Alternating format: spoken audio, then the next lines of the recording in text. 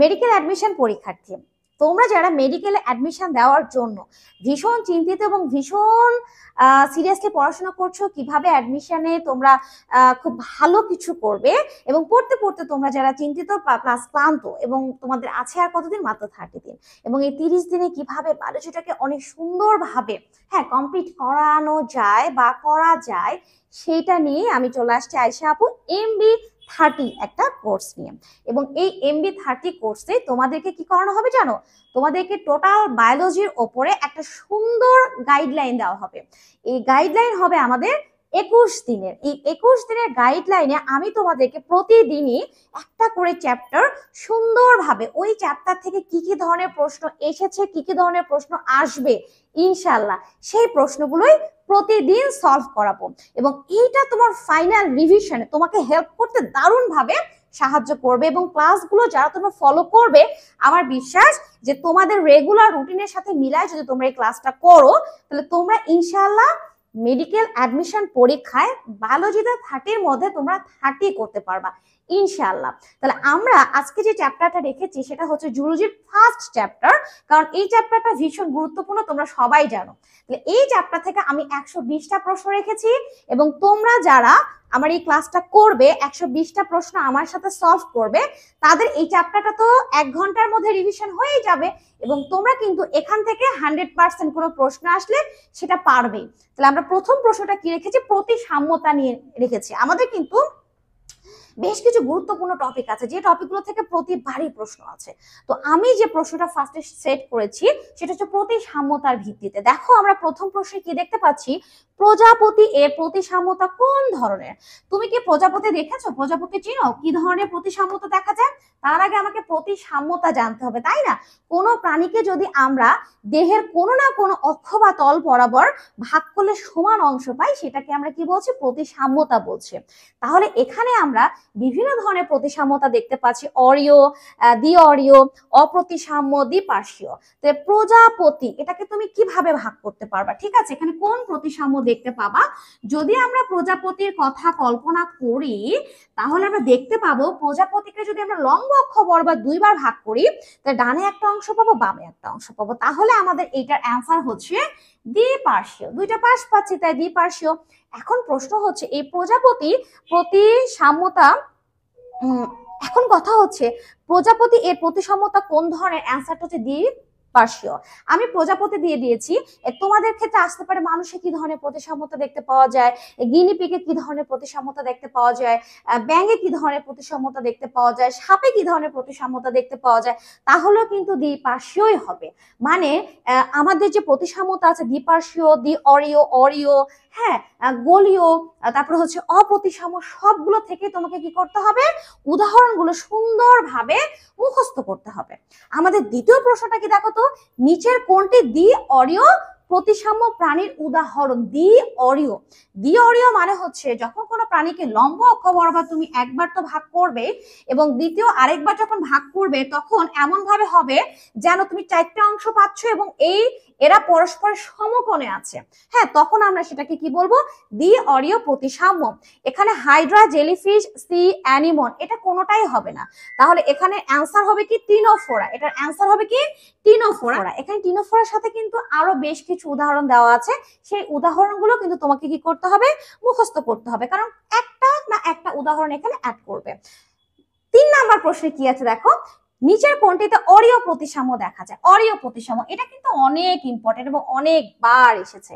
এখানে আমরা অপশনে কি কি দেখতে পাচ্ছি? শামুক, প্রজাপতি, মানুষ এবং জেলিফিশ।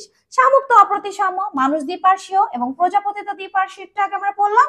তাহলে এখানে অ্যান্সার আমরা কোনটা পাচ্ছি? জেলিফিশ। জেলিফিশকে যদি তুমি ভাগ করো লম্বালম্বি ভাবে, লম্ব অক্ষ বরাবর, তাহলে তুমি কি দেখতে পাবা? অরীয় প্রতিসাম্য দেখতে পাবা। এখানে অরীয় প্রতিসাম্য আরো বেশ কিছু উদাহরণ পড়তে হবে, যেমন হাইড্রা, সি অ্যানিমন, এই প্রাণীগুলোর কিন্তু উদাহরণ তোমাকে পড়তে হবে, কোনো না কোনোটা আসবে ইনশাআল্লাহ। 4 নাম্বার প্রশ্ন আমরা কি দেখতে পাচ্ছি?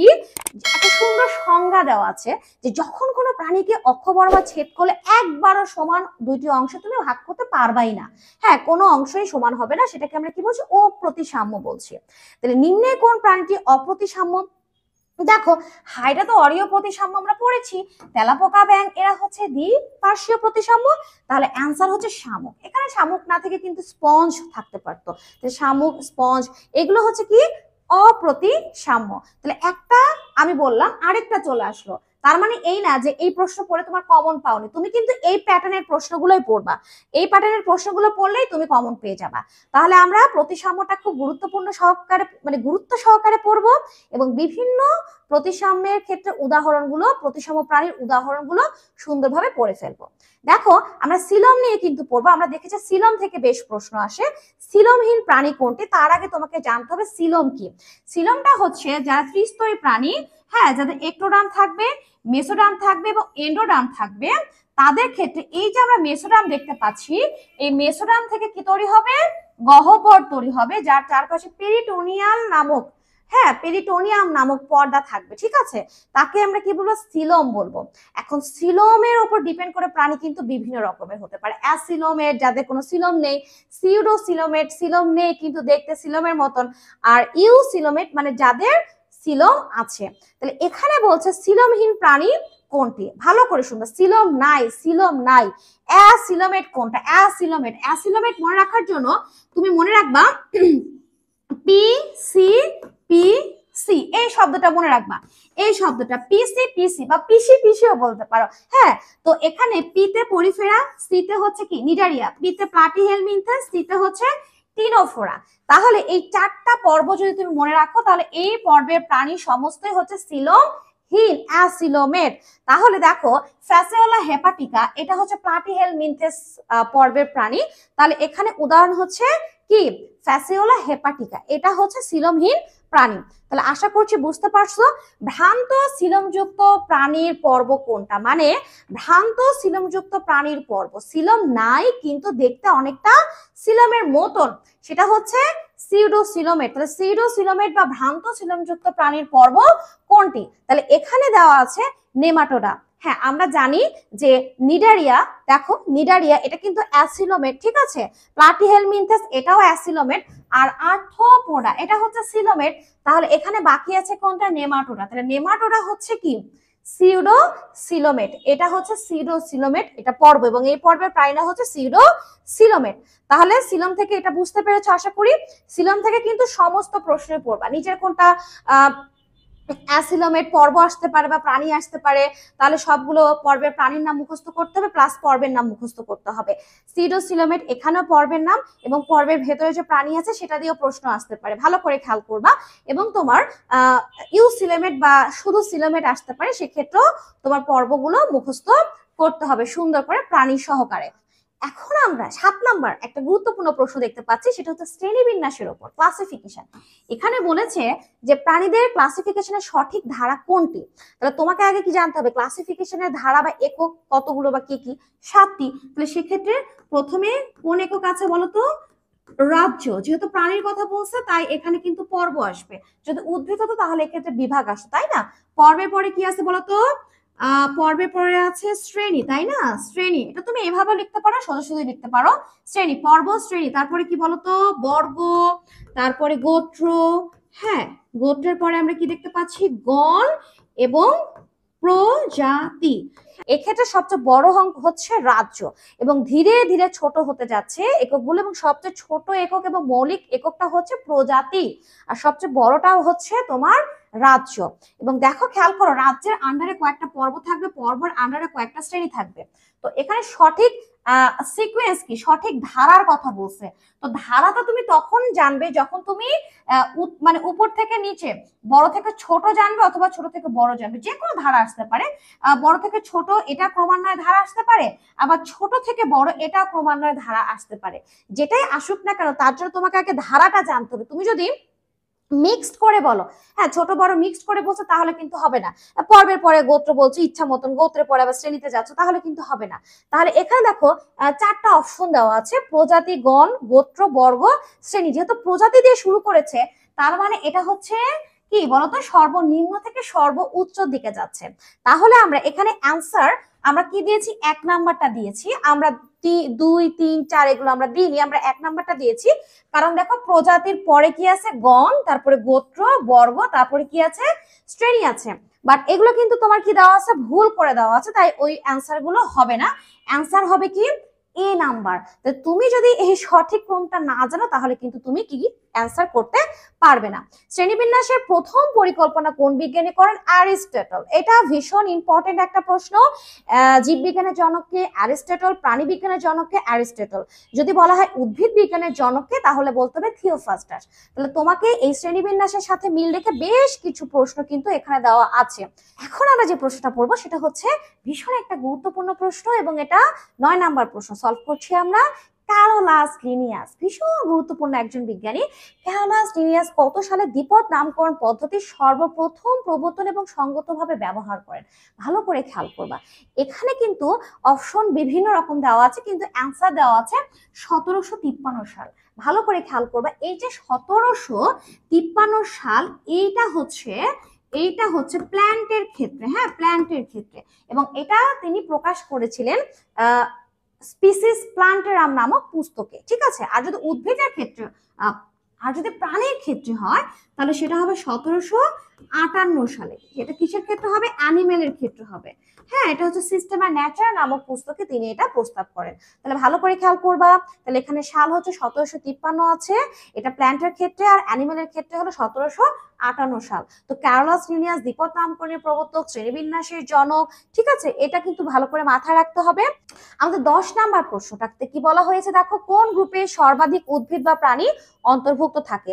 আমরা কিন্তু একটু আগে কি দেখলাম, আমরা একটু আগে বিভিন্ন ধারা দেখলাম। তাহলে এই যে ধারার মধ্যে উপরে যে ধারাগুলো আছে, যেমন প্রজাতির চাইতে গণে বেশি প্রাণী থাকে, গণের চাইতে গোত্রে বেশি প্রাণী থাকে, গোত্রের চাইতে বর্গে বেশি প্রাণী থাকে, বর্গের চাইতে শ্রেণীতে বেশি প্রাণী থাকে, তাই না? তাহলে এখন এখানে কিন্তু দেখো, একটু খেয়াল করো, এখানে কিন্তু পর্ব নাই। কি আছে, পর্বের পরের অবস্থাটা হচ্ছে শ্রেণী আছে। তাহলে এখানে শ্রেণী সবচেয়ে বড়, তাহলে এখানে শ্রেণীতে সবচেয়ে বেশি কি আছে, উদ্ভিদ অথবা প্রাণী থাকবে, ঠিক আছে। তাহলে এটা আশা করি বুঝতে পেরেছো। শ্রেণীবিন্যাসের পদ্ধতিতে কতটি ধারা আছে, 7টি ধারা। আমরা তো একটু আগে পড়ে ফেললাম, এটাও খুব সহজ একটা প্রশ্ন। ট্যাক্সোনমির জনককে, ট্যাক্সোনমির জনককে, এটা বলো তোমরা, এটা তোমাদের জন্য বলো দেখি, ট্যাক্সোনমির জনককে বা শ্রেণীবিন্যাসবিদের জনককে। আমরা কিন্তু একটু আগে বলেছি, এবং এই প্রশ্নটাতে কোনো অপশন নেই, এই প্রশ্নটা তোমাদেরকে অ্যান্সার দিতেই হবে। এই প্রশ্নটা অ্যান্সার দিতে পারলে বুঝতে পারবো তোমাদের প্রিপারেশনটা ভীষণ ভালো। অ্যান্সার দিতে পারবা? আচ্ছা, আমি অপশনটা দিয়ে দিচ্ছি, অ্যান্সারটা দিয়ে দিচ্ছি। ট্যাক্সোনমির জনক হচ্ছেন বিজ্ঞানী ক্যারোলাস লিনিয়াস। ট্যাক্সোনমির জনক হচ্ছেন বিজ্ঞানী ক্যারোলাস লিনিয়াস। এবং শ্রেণীবিন্যাসের সর্বোচ্চ স্তর কোনটি? এটা অনেক স্টুডেন্টরা ভুল করে জগৎ দেয়, কিন্তু না, শ্রেণীবিন্যাসের সর্বোচ্চ স্তরটা হচ্ছে পর্ব।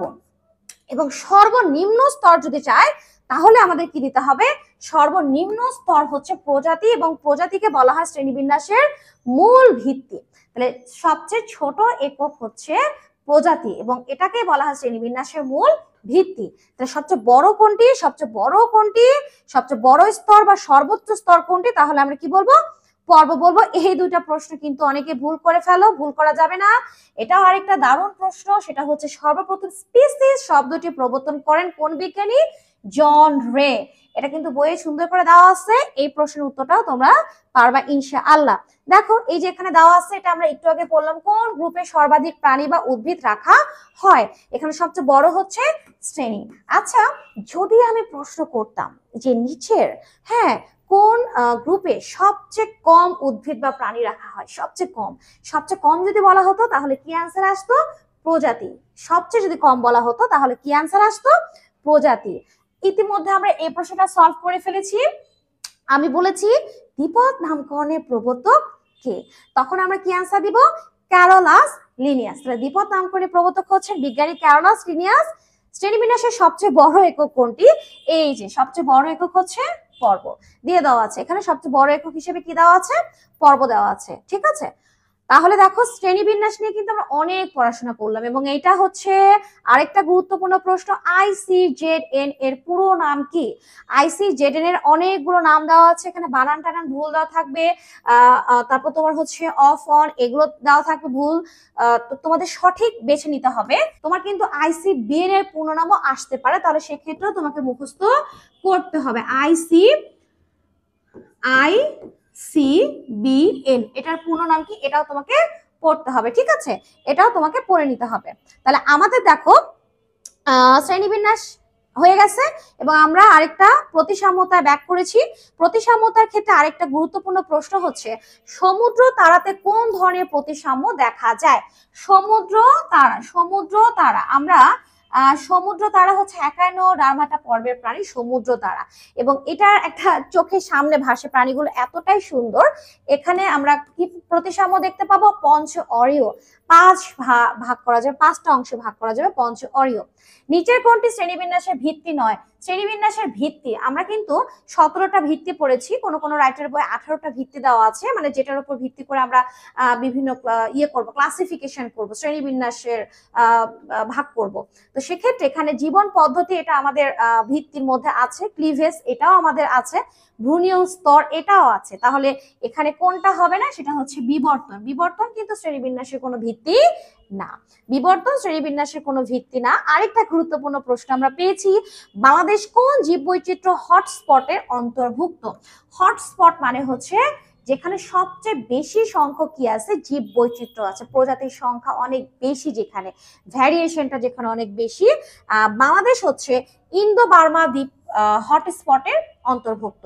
ইন্দো বার্মা হটস্পটের মধ্যে কিন্তু আমাদের ভারত আছে, মায়ানমার আছে, হ্যাঁ, তারপর দক্ষিণ চীন আছে, বেশ কিছু অংশ আছে।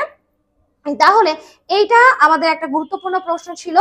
আমরা আরেকটা গুরুত্বপূর্ণ প্রশ্নে যাচ্ছি, যৌন জননকারী প্রাণীর জাইগোট থেকে ভ্রূণকোষ সৃষ্টি হওয়াকে কি বলে?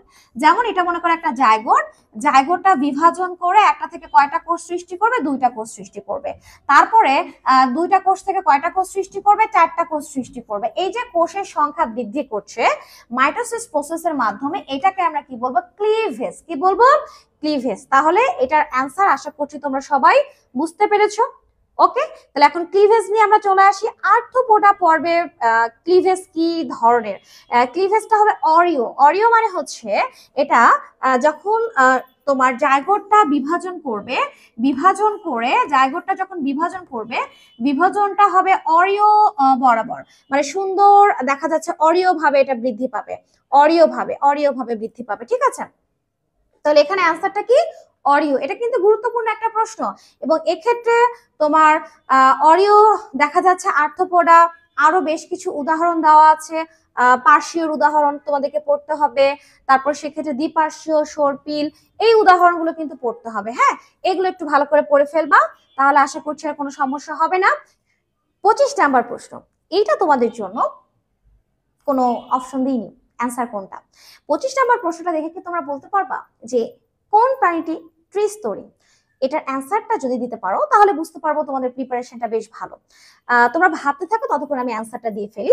ত্রিস্তরী, আসলে স্তর বিন্যাসটা হচ্ছে এরকম ধরনের, প্রাণীকে স্তরের উপর ডিপেন্ড করে দ্বিস্তরী অথবা কিভাবে ভাগ করা হয়েছে, ত্রিস্তরী, 3টা স্তরে বিন্যাস করা হয়ে থাকে। এবং যে সকল প্রাণীদের 2টা স্তর দেখতে পাওয়া যায়, সেই 2টা স্তরের মাঝখানে মেসোগ্লিয়া নামক একটা অকোষীয় স্তর থাকে, যেটা অনেকটা সিমেন্টের মতো, জেলির মতো। তাহলে এখন প্রশ্ন হচ্ছে যে কারা, কোন পর্বের প্রাণীরা দ্বিস্তরী এবং কোন পর্বের প্রাণীরা ত্রিস্তরী? দেখো, আমাদের নিডারিয়া যে পর্বটা আছে সেই পর্বের প্রাণীরা হচ্ছে দ্বিস্তরী, আর নিডারিয়ার পরবর্তী প্লাটিহেলমিনথেস থেকে শুরু করে কর্ডাটা সবাই হচ্ছে ত্রিস্তরী। তাহলে এখানে অ্যামিবা হবে না, হাইড্রা তো হবে না দ্বিস্তরী, ম্যালেরিয়া জীবাণু হবে না, তাহলে এখানে অ্যান্সারটা হচ্ছে কি? কেঁচো অ্যানেলিডা পর্বের অন্তর্ভুক্ত। এই কেঁচোই হচ্ছে ত্রিস্তরী, মানে ট্রিপ্লোব্লাস্টিক। নিচের কোনটি দ্বিস্তরী? তো দেখো, ফিতাকৃমি এটা হবে না, জোক হবে না, ম্যালেরিয়া জীবাণু হবে না, তাহলে এটার অ্যান্সার কি হবে? নিডারিয়া পর্বের প্রাণী হচ্ছে হাইড্রা, তাহলে হাইড্রা হচ্ছে কি? দ্বিস্তরী। হাইড্রার জায়গাতে যদি আরো অন্য কিছু থাকে, জেলিফিশ থাকতে পারে তো নাকি, তাহলে সেটাও কিন্তু কি হবে? দ্বিস্তরী হবে। তাহলে নিডারিয়া পর্বের অন্তর্ভুক্ত সবাই হচ্ছে দ্বিস্তরী। এবার আমরা চলে আসি পর্ব নিয়ে। আমরা এতক্ষণ কিন্তু ক্লাসিফিকেশন পড়লাম, আমরা সিলম পড়লাম, আমরা তোমার হচ্ছে প্রতিসাম্যতা পড়লাম। এখন আমরা ঢুকে গেছি পর্বের মধ্যে। আমরা 9টা পর্ব তছনছ করে পড়ে ফেলবো ইনশাআল্লাহ। এবং দেখো এই পর্বগুলো পড়লে তোমাদের ভীষণ ভালো লাগবে। এবং দেখো তো তোমরা এগুলো পড়েছো কিনা, রিভিশনটা কেমন হয়, ফাইনাল রিভিশনটা। 27 নাম্বার প্রশ্নটা হচ্ছে প্রাণী জগতের ক্ষুদ্রতম পর্ব কোনটি। এই 27 নাম্বার প্রশ্নটা পারলে বোঝা যাবে যে হ্যাঁ তুমি ভালো প্রিপারেশন করে ফেলেছো, বেশ ভালোই প্রিপারেশন নিয়েছো এবং সেক্ষেত্রে তোমার প্রিপারেশনটা ভালোর দিকে আগাচ্ছে। আমাকে বলতে পারবা সবচেয়ে ক্ষুদ্রতম পর্ব কোনটি, সবচেয়ে বৃহত্তম পর্ব কোনটি, সবচেয়ে না মানে বৃহত্তম পর্ব কোনটি, দ্বিতীয় বৃহত্তম পর্ব কোনটি, তৃতীয় বৃহত্তম পর্ব কোনটি, সবচেয়ে ক্ষুদ্রতম পর্ব কোনটি বা ক্ষুদ্রতম পর্ব কোনটি। দেখো এখানে আমাদের 4টা পর্ব দেওয়া আছে, আর্থ্রোপোডা, মলাস্কা, অ্যানেলিডা এবং প্লাকোজোয়া। তো এখানে আর্থ্রোপোডা কি বলতে পারবা? আর্থ্রোপোডা হচ্ছে সবচেয়ে বৃহত্তম পর্ব, কারণ এখানে প্রজাতির সংখ্যা সবচেয়ে বেশি। মলাস্কা এটা তো দ্বিতীয় বৃহত্তম পর্ব, এটা প্রথম, এটা দ্বিতীয়। অ্যানেলিডা এটা কি? এটা হচ্ছে মাঝামাঝি। তাহলে আমরা যে পর্বটা পড়িনি সেটা হচ্ছে প্ল্যাকোজোয়া, এটা হচ্ছে মেজর পর্ব না, এটা মাইনর পর্ব এবং এই পর্বে প্রাণীদের সংখ্যা অনেক কম এবং এটা হচ্ছে প্ল্যাকোজোয়া। তাহলে সবচেয়ে ক্ষুদ্রতম পর্ব হচ্ছে প্ল্যাকোজোয়া, এটা পড়তে হবে। তাহলে বৃহত্তম পর্ব কোনটা? সেটা হচ্ছে আর্থ্রোপোডা এবং এখানে তোমার কি, এখানে তোমার 4 ভাগে 3 ভাগ প্রাণী এখানে অবস্থান করে, 4 ভাগে 3 ভাগ প্রাণী এখানে অবস্থান করে, 4 ভাগে 3 ভাগ প্রাণী এই পর্বে আছে এবং এটা হচ্ছে সবচেয়ে বৃহত্তম পর্ব। এটা পরীক্ষাতে আসে কিন্তু। প্রাণী জগতের বৃহত্তম ফাইলাম কোনটি? ফাইলাম বাংলায় হচ্ছে পর্ব, যেটা হচ্ছে আর্থ্রোপোডা। মনে থাকবে তো? তাহলে পর্বের বিষয়টা আমরা বুঝলাম যে কোনটা তোমার বৃহত্তম, কোনটা দ্বিতীয় বৃহত্তম, কোনটা তৃতীয় বৃহত্তম। আমরা কিন্তু তৃতীয় বৃহত্তম পর্বের মধ্যে আছি, আমরা হচ্ছে কর্ডেটা পর্বের মধ্যে আছি। হ্যাঁ, আর এখানে বলা হয়েছে সরাসরি পর্বের মধ্যে আমরা ঢুকে গেছি। অস্টিয়া বিদ্যমান কোন পর্বের প্রাণীতে? তো তোমাকে জানতে হবে অস্টিয়া কি জিনিস। আমরা যদি অস্টিয়ার কথা কল্পনা করি, আমরা অস্টিয়া দেখতে পাবো পরিফেরা পর্বের প্রাণীদের, কারণ এদের দেহে ছোট ছোট অসংখ্য কি থাকে? ছিদ্র থাকে, বুঝছো? এই ছিদ্র দিয়ে বাহির থেকে পানি বলো, স্পার্ম বলো, পুষ্টি উপাদান বলো, তোমার গ্যাস বলো, এগুলো অস্টিয়াদের ভেতরে প্রবেশ করে। এবং দেখো প্রত্যেকটার অগ্রভাগে একটা করে বড় ছিদ্র আছে, এই ছিদ্র পথে ভেতর থেকে অপাচ্য অংশগুলো, অপ্রয়োজনীয় অংশগুলো বাইরে বের হয়ে যায় এবং এই বড় ছিদ্রকে বলা হয় অস্কুলাম আর ছোট ছোট অসংখ্য ছিদ্রকে বলা হয় অস্টিয়া। তাহলে এখানে অ্যান্সারটা হচ্ছে কি? পরিফেরা। এখানে যদি আমাদের অপশনে টিক দেওয়া না থাকতো তাহলে আমরা জানতাম যে এটা হবে কি? পরিফেরা। তাহলে পরিফেরা পর্বের বিষয়টা বুঝতে পেরেছো আশা করছি। পরিফেরা পর্বে চুনময় ক্ষুদ্র কাঁটার নাম কি? চুনময় ক্ষুদ্র কাঁটা, চুনময়, এটা কিন্তু ভীষণ গুরুত্বপূর্ণ। পরিফেরা পর্বে প্রাণীর দেহে কাঁটার মতন, হ্যাঁ এই যে এরকম কাঁটার মতন কিছু অংশ দেখতে পাওয়া যায়, ক্যালসিয়াম কার্বনেট নির্মিত, এবং এইটা এই প্রাণীদেরকে দৃঢ়তা প্রদান করতে সাহায্য করে। তাহলে এখানে কোনটা অপশন আছে? স্পঞ্জিন, কোয়ানোসাইট, স্পিকিউল, অস্কুলাম, এই 4টাই কিন্তু পরিফেরা পর্বের প্রাণীদের মধ্যে দেখতে পাওয়া যায়। তাহলে কোনটা কি? অস্কুলাম তো হবে না, কারণ আমরা একটু আগে বললাম এটা একটা বিশেষ বড় ছিদ্র। স্পঞ্জিন এটা প্রোটিন দ্বারা গঠিত। কোয়ানোসাইট এটা বিশেষ এক ধরনের ফাজলা যুক্ত কোষ থাকবে। তাহলে কি আছে? স্পিকিউল। তাহলে অ্যান্সার কি হবে? স্পিকিউল। তাহলে পরিফেরা পর্বে চুনময় ক্ষুদ্র কাঁটার নাম আমরা কি বলবো? স্পিকিউল। এরপর দেখো পরিফেরা পর্বের প্রাণীদের কোন ধরনের লার্ভা দেখা যায়, ভালো করে খেয়াল করবা। তোমাদের কিন্তু লার্ভা, এই যে লার্ভা আছে না, এই লার্ভাটা ভীষণ ইম্পর্টেন্ট। এটা তোমরা একটা সুন্দর করে কাগজ রেডি করবা এবং ওই কাগজে যে 9টা পর্ব আছে, হ্যাঁ 9টা পর্বের ডিটেল, কোন কোন পর্বে লার্ভা আছে বা কি ধরনের লার্ভা আছে একদম সুন্দর করে লিখে রেখে দিবা এবং ওটা প্রতিদিন পড়বা। কারণ লার্ভা থেকে যদি প্রশ্ন আসে তাহলে কিন্তু তোমাকে নার্ভাস করে দিবে, এটা মনে রাখাটা একটু কঠিন, বাট প্রতিদিন প্র্যাকটিস করলে তখন কিন্তু আর কঠিন না। তাহলে এক্ষেত্রে আমরা কি করছি? লার্ভা আমরা দেখতে পাচ্ছি পরিফেরা পর্বের প্রাণীদের যে লার্ভা, সেই লার্ভাটার নাম হচ্ছে অ্যামফিব্লাস্টুলা লার্ভা। হ্যাঁ, আরো একটা লার্ভা আছে প্যারেনকাইমুলা, এটাও হচ্ছে লার্ভার নাম। তাহলে এটা ইনশাআল্লাহ পারবা। স্পিকিউল রয়েছে কোন পর্বের প্রাণীদের? আমরা একটু আগে বললাম এটা কাটার মতন ক্যালসিয়াম কার্বনেট নির্মিত। কোন পর্ব হবে? এটা হবে পরিফেরা। তাহলে দেখো পরিফেরা পর্বের আমরা বেশ কিছু অ্যান্সার শেষ করেছি। পরিফেরা পর্ব থেকে কিন্তু আরো বেশ কিছু কথাবার্তা আসতে পারে।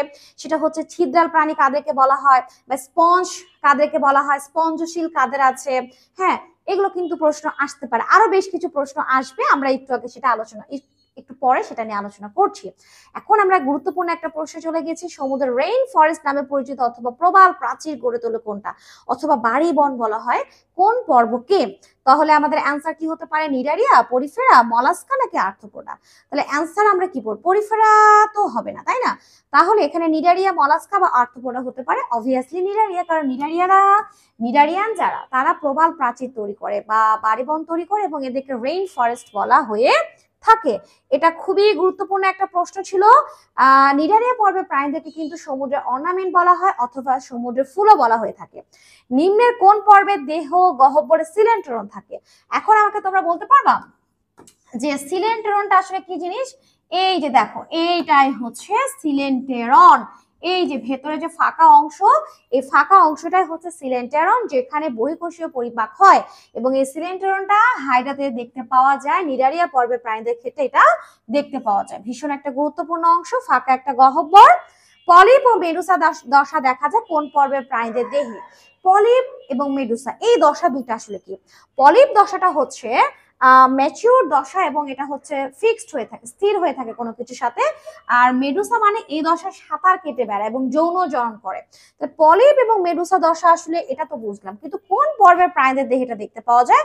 এটা দেখতে পাওয়া যায় নিডারিয়া পর্বের প্রাণীদের ক্ষেত্রে। নিডারিয়া পর্বের প্রাণীদের ক্ষেত্রে এই দশাটা দেখতে পাওয়া যায়।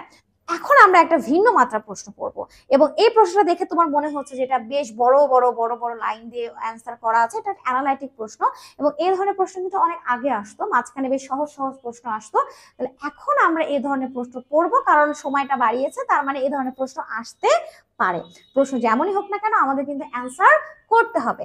তাহলে ত্রিস্তরী প্রাণীর বৈশিষ্ট্যের মধ্যে কোনটি পড়ে না? ত্রিস্তরী প্রাণীদের বৈশিষ্ট্যের মধ্যে কোনটি পড়ে না? মানে এখানে একটা অ্যান্সার হবে দেহ গহ্বরকে সিলম বলা হয়। হ্যাঁ, সিলম তো ত্রিস্তরী প্রাণীদের থাকে, কারণ মেসোডাম থেকে এটা তৈরি হয়, তবে সব ত্রিস্তরী প্রাণীদের কিন্তু এটা থাকে না। দেহের কোষগুলো একটোডাম, মেসোডাম ও এন্ডোডাম নামক তিনটি কোষ স্তরে বিন্যস্ত থাকে। হ্যাঁ, এখানেও তাই, তিনটা স্তর থাকবে, এই জন্য তো ত্রিস্তরী। দেহের অভ্যন্তরে একটি মাত্র নালী থাকে, এটা অ্যান্সার হবে। একটি মাত্র নালী থাকতে পারে, অথবা এখানে আরেকটা অপশন থাকতে পারতো যে সিলেন্টেরন থাকে বা গহ্বর থাকে, তাহলে কিন্তু এটা অ্যান্সার হতো। হ্যাঁ, কারণ যারা তোমার ট্রিপ্লোব্লাস্টিক তাদের ক্ষেত্রে এইটা অ্যাবসেন্ট থাকবে, এটা অ্যাবসেন্ট থাকবে। আর এদের ক্ষেত্রে কি থাকতে পারে? বিভিন্ন টিস্যু থাকতে পারে, দেহে অঙ্গ থাকতে পারে, অথবা তন্ত্র থাকতে পারে। ক্লিয়ার বিষয়টা? তাহলে আশা করছি এটার অ্যান্সার পেয়ে গেছো। এরপরে আমরা 38 নাম্বারে কি প্রশ্ন পাচ্ছি? তারা মাছের হারানো বাহু পুনর্গঠনের পদ্ধতিটির নাম। এই প্রশ্নটার উত্তর পারলে বুঝতে পারবো তুমি খুব ভালো করে এখন রিভিশনে চলে গেছো এবং তুমি ভালোভাবে একটা প্রিপারেশন মানে নেওয়ার পথে যাচ্ছ, মানে প্রিপারেশনটা তোমার ভালো হচ্ছে। আমাকে একটু বলতে পারবা যে তারা মাছে, যদিও তারা কিন্তু কোনো মাছ না, হ্যাঁ স্টার ফিশ যদিও বলা হয়, বাট তারা মাছ না, তারপর আমরা তারা মাছ বলি। তারা মাছের হারানো বাহু পুনর্গঠনের পদ্ধতি কি? Obviously regeneration. অ্যান্সারটা দিয়েই দেওয়া আছে। তুমি বলছো যে আপু আপনি কেন বলছেন, অ্যান্সারটা তো দিয়ে দেওয়া আছে। হ্যাঁ, অ্যান্সারটা তো দিয়ে দিয়েছি। অ্যাকচুয়ালি তারা মাছ যেগুলো, সেগুলো হচ্ছে তারা খুব সহজে তাদের হারানো একটা অংশ কি করতে পারে? রিকভারি করতে পারে। হ্যাঁ, মনে করো তারা মাছের এই অংশটা ভেঙে চলে গেছে, এই অংশটা এখান থেকে, হ্যাঁ এখানে যদি সেন্ট্রাল ডিস্ক থাকে, তাহলে এই অংশটা থেকে নতুন আরেকটা তারা মাছ হয়ে যেতে পারে। ঠিক আছে, তার মানে বুঝতে পারছো তো যে তারা মাছের রিজেনারেশন ক্ষমতাটা কতটুকু বেশি। রিজেনারেশন ক্ষমতা মানে হচ্ছে তার কোনো অংশ যদি হারিয়ে যায়, খসে যায়, মানে আলাদা হয়ে যায়, যে জায়গা থেকে খসে গেল, আলাদা হয়ে গেল, সেই জায়গাটাও রিকভারি হয়ে যাবে, বা যে অংশটা খসে পড়ে গেছে ওই অংশটা থেকে নতুন আরেকটা মানে প্রাণী সৃষ্টি হতে পারে, ওই ওই ওই প্রাণীটা নতুন ভাবে সৃষ্টি হতে পারে। এটা বিশেষ ক্ষমতা আছে কি তারা মাছের ক্ষেত্রে। গুরুত্বপূর্ণ একটা এমসিকিউ, কেঁচো কোন অঙ্গের মাধ্যমে শ্বাস প্রশ্বাস নেয়? কেঁচো কেঁচো কেঁচো ফুলকা, হৃৎপিণ্ড, ফুসফুস? না, টপ অ্যান্সারটা দিয়ে দিয়েছি, আর কোনো মানে ঝামেলা করিনি, সরাসরি অ্যান্সারটা দিয়ে দিয়েছি। আমার বিশ্বাস যে তোমরা সবাই এটা পারবা। মুখ বিবরে র্যাডুলা বা রেতি জিহ্বা কিন্তু আসতে পারে। র্যাডুলা নামক অংশ থাকে কোন পর্বের প্রাণীতে? এটার অ্যান্সার দিনি, বলো তো এটার অ্যান্সারটা কি হবে? খুবই গুরুত্বপূর্ণ একটা প্রশ্ন। মুখ গহ্বরে র্যাডুলা নামক অংশ বা অঙ্গ থাকে কোন পর্বের প্রাণীদের? ইয়েস, এইটা হবে মলাস্কা। মলাস্কা পর্বের বৈশিষ্ট্যগুলো সব মুখস্থ করে ফেলবা। রেতি জিহ্বা এটা আসতে পারে, অথবা তোমার হচ্ছে নীল রক্ত বিশিষ্ট প্রাণী কাদেরকে বলা আসতে পারে, হিমোসায়ানিন থাকে এদের, অ্যামিবোসাইট থাকে, ওভোসাইট নামক বিশেষ কোষ থাকে, এগুলো ভালোভাবে পড়তে হবে। ম্যান্টল থাকে, হ্যাঁ, এই জিনিসগুলো কিন্তু পড়তে হবে। এবং এদেরকে কম্বোজ প্রাণী বলা হয়, এবং এদের ভেতরটা নরম এবং উপরটা শক্ত খোলসে ঢাকা থাকে। তাহলে আমরা আশা করছি এই প্রশ্ন আসলে, এই ধরনের প্রশ্ন আসলে আমরা পারবো ইনশাআল্লাহ। জেলিফিশ কোন পর্বের প্রাণী? অবভিয়াসলি জেলিফিশ, এটা কিন্তু আমরা এর আগে প্রথমে আলোচনা করে ফেলেছি। জেলিফিশ কোন পর্বের প্রাণী বলতে পারবা? জেলিফিশ কোন পর্বের প্রাণী? ইয়েস, দেওয়া আছে তো, নিডারিয়া পর্বের প্রাণী জেলিফিশ, তাই না? তাহলে জেলিফিশ নিডারিয়া পর্বের প্রাণী। অ্যানিলিডার বৈশিষ্ট্য কোনটি? অ্যানিলিডার বৈশিষ্ট্য এরা এককোষী না, অ্যানিলিডা বহুকোষী, এটা হবে না। দেহ দ্বিস্তরী, এটা হবে না, কারণ নিডারিয়া পর্বের অন্তর্ভুক্ত প্রাণীরাই শুধু দ্বিস্তরী। কোষ সংগঠন মাত্রার প্রাণী, নো, এটাও না। এদের দেহে তোমার কোষ থাকে, টিস্যু থাকে, অঙ্গ থাকে, ঠিক আছে, তন্ত্র থাকে। তাহলে এদের রেচন অঙ্গ হচ্ছে নেফ্রিডিয়া। উফ, এটা অনেক ইম্পর্টেন্ট।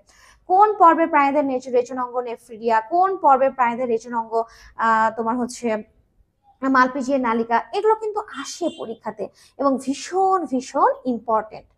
43, এই প্রশ্নটার অ্যান্সার দাও নাই। তোমরা যদি এই প্রশ্নটার অ্যান্সার দিতে পারো তাহলে বুঝতে পারবো যে তোমরা প্রিপারেশনটা ভালো নিয়েছো, বা প্রিপারেশনটা ইনশাআল্লাহ ভালো হবে, কারণ ইতিমধ্যে এটা তো পড়ে ফেলার কথা। আমি একটু ট্রাই করি, দেখি কি বলছে। কোনটি নেমাটোডের বৈশিষ্ট্য নয়? মানে এখানে 4টা অপশন দেওয়া হচ্ছে, 3টা নেমাটোডের বৈশিষ্ট্য, একটা নাই। তাহলে একটা আসলে সে কোনটা তোমাকে বের করতে হবে। নেমাটোড, ভালো করে খেয়াল করবা, নেমাটোডের দেহটা হচ্ছে নলাকৃতির, হ্যাঁ, নলের মতন, নলের মতন। দেহ বিবর অপ্রকৃত সিলম, অপ্রকৃত সিলম, হ্যাঁ, অপ্রকৃত সিলম আছে, আমরা এটা বৈশিষ্ট্যের মধ্যে পড়েছি, আমরা জানি। এবং মুখ ও পায়ু আছে, এটাও আমরা জানি যে মুখ এবং পায়ু আছে। তাহলে অ্যান্সার এই 3টা তো হবে না, কারণ এই 3টাই এদের বৈশিষ্ট্যের মধ্যে আছে। তাহলে এই 3টাই হবে না, তাহলে হবে কোনটা? দেহ খণ্ডায়িত। তার মানে এদের দেহ খণ্ডায়িত নয়, কিন্তু আমরা এখানে বলেছি বা দেখছি যে কোনটি নেমাটোডের বৈশিষ্ট্য নয়। তাহলে দেহ খণ্ডায়িত, এটা এদের বৈশিষ্ট্য নয়। নেমাটোড থেকে ভালো করে পড়ে ফেলো। দেখো পরের কি প্রশ্ন আছে, সেটা হচ্ছে কোনটি নেমাথেলমিনথেস পর্বে শনাক্তকারী বৈশিষ্ট্য? নেমাটোডা এবং নেমাথেলমিনথেস কিন্তু একই কথা, ঠিক আছে? তাহলে এখানে বৈশিষ্ট্য কোনটা? বৈশিষ্ট্যের ক্ষেত্রে আমরা দেখি মেসোডার্মের আস্তরণ দ্বারা পরিবেষ্টিত প্রকৃত সিলম আছে, প্রকৃত সিলম আছে, প্রকৃত সিলম আছে। দেহ পুরু ও স্বচ্ছ কিউটিকল দ্বারা আবৃত, চৌম্বক ও হুক দ্বারা পোষকের দেহে সংলগ্ন থাকে, দেহ কাইটিন নামক বহিঃকঙ্কাল দ্বারা আবৃত। এখন তোমাদের বলতে হবে যে এইটার অ্যান্সার কি। এইটার অ্যান্সার যদি পারো তাহলে বুঝতে হবে তোমার যে কোনো একটা মেডিকেল হয়ে যাবে ইনশাআল্লাহ। যারা আমার এই ভিডিওটা দেখছো আমাকে কমেন্টে এটার অ্যান্সারটা জানাতে হবে। যারা অ্যান্সার জানাবে তাদের সাথে অবশ্যই আমি কমেন্টে কথা বলবো ইনশাআল্লাহ।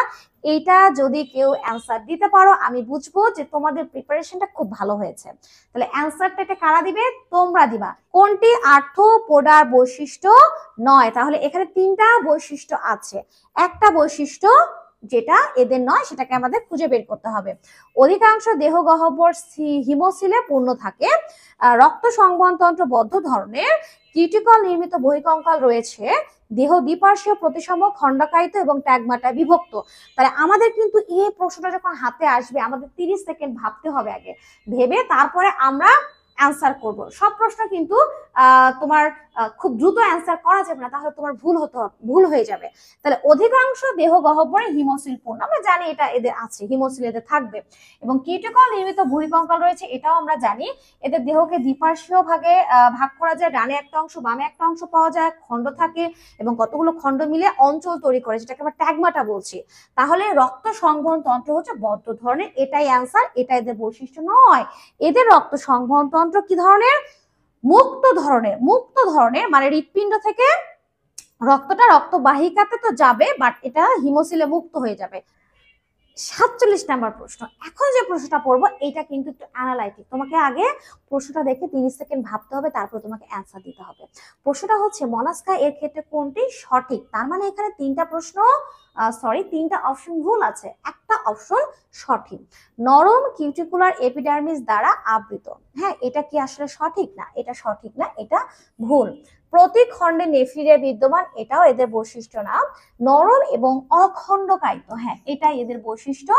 দেহের অভ্যন্তরে কেন্দ্রীয় গহ্বর বিদ্যমান, এটাও এদের বৈশিষ্ট্য নয়। তাহলে আমরা অ্যান্সার কি পেলাম? নরম এবং অখণ্ডায়িত, এটাই হচ্ছে মলাস্কা পর্বের বৈশিষ্ট্য। আরো বৈশিষ্ট্যগুলো তোমাদের সুন্দর করে মুখস্থ করে ফেলতে হবে।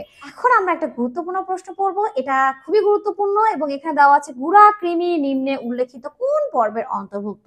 এটা আমরা সবাই জানি, এটা নিয়ে আর কোনো ভাবার দরকার নেই, আমরা টাস্ট করে অ্যান্সার দিয়ে দেবো কি নেমাটোডা। নেমাটোডা পর্বের অন্তর্ভুক্ত প্রাণী হচ্ছে গুড়া কৃমি। এখন একটা প্রশ্ন আছে, এখন একটা গুরুত্বপূর্ণ প্রশ্ন আছে, এই প্রশ্নটা যদি তুমি পারো তাহলে বুঝতে হবে তোমার প্রিপারেশনটা ভালো। তাহলে এই প্রশ্নটা আসলে কি, দেখো কোনটি আর্থ্রোপোডা পর্বের ক্ষেত্রে সঠিক। তার মানে এখানে তোমাকে সঠিকটা দেখতে হবে। দেহ সুস্পষ্ট, মস্তক বক্ষ এবং উদরে বিভক্ত, এক জোড়া বা দুই জোড়া অ্যান্টেনা থাকে, রক্ত সংবহনতন্ত্র বদ্ধ ধরনের সবগুলা। এখানে বদ্ধ হবে না, এখানে হবে মুক্ত ধরনের, হ্যাঁ সবগুলি। তাহলে আসলে অ্যান্সার কি সবগুলি নাকি যে কোনো একটা? দেহ সুস্পষ্ট, মস্তক বক্ষ এবং উদরে বিভক্ত, আমরা জানি যে ট্যাগমাটা পাওয়া যায়, এক জোড়া বা দুই জোড়া অ্যান্টেনা থাকে, এটা আমরা জানি যে অ্যান্টেনা নড়াচড়া করে এবং এটার মাধ্যমে তারা বাহির থেকে উদ্দীপনা গ্রহণ করে। রক্ত সংবহনতন্ত্র অবশ্যই মুক্ত 100%, তাহলে এটার অ্যান্সার হচ্ছে সবগুলি। এটার অ্যান্সার কি দিব আমরা? এখন যে প্রশ্নটা হতে চলেছে হাফ সেঞ্চুরি, 50 নম্বর প্রশ্ন। এই প্রশ্নের উত্তরটা যদি তুমি দিতে পারো তাহলে বুঝবো যে তুমি ভালো একটা প্রিপারেশন নিয়ে ফেলেছো ইতিমধ্যে এবং তুমি ভালো একটা মেডিকেলে চান্স পেতে চলেছো, কারণ এইটা অ্যানালাইটিক প্রশ্ন। এই প্রশ্নের উত্তর তুমি দিতে পারলে বোঝা যাবে যে না তুমি এই চ্যাপ্টারটা খুব ভালো করে পড়েছো। তাহলে এই প্রশ্নটা দেখার সময় সঙ্গে সঙ্গে তোমার উত্তর দেওয়া যাবে না, তোমাকে আগে ভাবতে হবে 30 সেকেন্ড, তারপরে তুমি উত্তর দিবে, হ্যাঁ ঠান্ডা মাথায়। তাহলে আমরা দেখি এটা আসলে অ্যান্সারটা কি হবে। পর্বের বৈশিষ্ট্যের বেলায় কোনটি সঠিক নয়, মানে এই ধরনের প্রশ্ন উত্তর দিতে গেলে তোমাকে সবগুলো পর্ব পড়তে হবে এবং ওই পর্বগুলো থেকেই তোমার উত্তর প্রশ্ন করা হবে, উত্তর দিতে হবে। তাহলে পর্বের বৈশিষ্ট্যের বেলায় কোনটি সঠিক নয়? প্লাটিহেলমিনথেস দেহ গহ্বর বা সিলোম নেই, এটা এদের বৈশিষ্ট্য, ঠিক আছে, এটা এটা এদের বৈশিষ্ট্য। 2 নম্বরে কি আছে? অ্যানেলিডা শিখাকোষ বা ফ্লেম সেল এর মাধ্যমে রেচন কাজ সম্পন্ন করে, না এটা এদের বৈশিষ্ট্য না। এই শিখাকোষ বা ফ্লেম সেল এটা হচ্ছে কাদের বৈশিষ্ট্য? প্লাটিহেলমিনথেস। তার মানে ইতিমধ্যে আমরা অ্যান্সারটা পেয়ে গেছি। তারপর আমরা একটু দেখি নেমাটোডা, এদের মুখছিদ্র সাধারণত বৈশিষ্ট্যপূর্ণ ওষ্ঠ দিয়ে পরিবেষ্টিত, এটা এই পর্বের বৈশিষ্ট্য।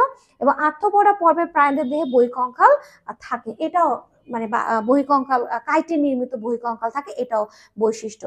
তাহলে এটাও সঠিক আছে, মানে এই পর্বের ক্ষেত্রে, এই নেমাটোডা পর্বের ক্ষেত্রে এই বৈশিষ্ট্য সঠিক আছে, আর্থ্রোপোডার পর্বের ক্ষেত্রে বৈশিষ্ট্য সঠিক আছে। একমাত্র অ্যানেলিডা পর্বের প্রাণীর ক্ষেত্রে এটা সঠিক নাই। তার মানে বৈশিষ্ট্যের বেলা, পর্বের বৈশিষ্ট্যের বেলা কোনটি সঠিক নয়, তখন আমাদের অ্যান্সার হবে বি। যারা যারা এই প্রশ্নের উত্তরটা দিতে পেরেছো, হ্যাঁ ভেবে ভেবে, তারা অবশ্যই ভালো একটা প্রিপারেশনের মধ্যে দিয়ে যাচ্ছ।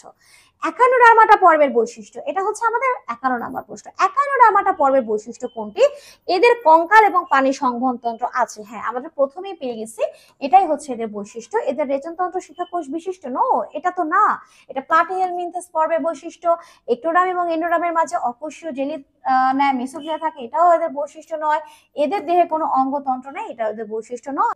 অ্যান্সার আমরা পেয়ে গেছি, 1 নাম্বার এটার অ্যান্সার আমরা পেয়ে গেছি। এবার আমরা পরের প্রশ্ন যাচ্ছি, এটাও একটা অ্যানালাইটিক প্রশ্ন এবং এটা তোমাকে ভেবে ভেবে অ্যান্সার দিতে হবে, যদিও অ্যান্সারটা আমি দিয়ে দিয়েছি। তারপরে আমি একটু বলি, নিম্নের কোনটি মেরুদণ্ডী প্রাণীর বৈশিষ্ট্য, মানে আমাদের বৈশিষ্ট্য? স্নায়ুরজ্জ অঙ্কীয় দেশে অবস্থিত এবং নিরেট কোষীয় নিরেট কেন্দ্র স্নায়ুতন্ত্র, নো এটা ভুল। এখানে স্নায়ুরজ্জ অঙ্কীয় দেশে না, অঙ্কীয় দেশে থাকবে না এবং এটা স্নায়ুরজ্জ কখনোই নিরেট হবে না, ঠিক আছে। এই যে স্নায়ুরজ্জ নিরেট, নিরেট তো হবেই না, নিরেট তো হবেই না। তাহলে এখানে স্নায়ুরজ্জ অবশ্যই ফাঁপা হবে এবং আমরা যেহেতু মেরুদণ্ডী, আমাদের দেহের পৃষ্ঠদেশে এটা অবস্থিত, এইটা এইটা এটা খেয়াল রাখতে হবে, এইটা খেয়াল রাখতে হবে। তাহলে অ্যান্সার আমাদের হবে, সবসময় মাথা রাখবা স্নায়ুরজ্জের বৈশিষ্ট্য হচ্ছে সবসময় ফাঁপা হয় এবং দেহের পৃষ্ঠদেশে থাকবে। দেখো এটার অ্যান্সার হবে না, স্নায়ুরজ্জ পৃষ্ঠদেশে ফাঁপা নলাকার সূত্র বিশেষ, নো এগুলো হবে না, তাহলে এইটা হবে আমাদের অ্যান্সার হচ্ছে সি। এখন আমরা যে গুরুত্বপূর্ণ প্রশ্নটা পড়বো সেটা হচ্ছে নিডারিয়া পর্বের লার্ভা দশার নাম কি। তাহলে লার্ভা দশাগুলো তোমাদেরকে আগেই বলেছি, সুন্দর করে ঠোঁটস্থ মুখস্থ করে ফেলবা।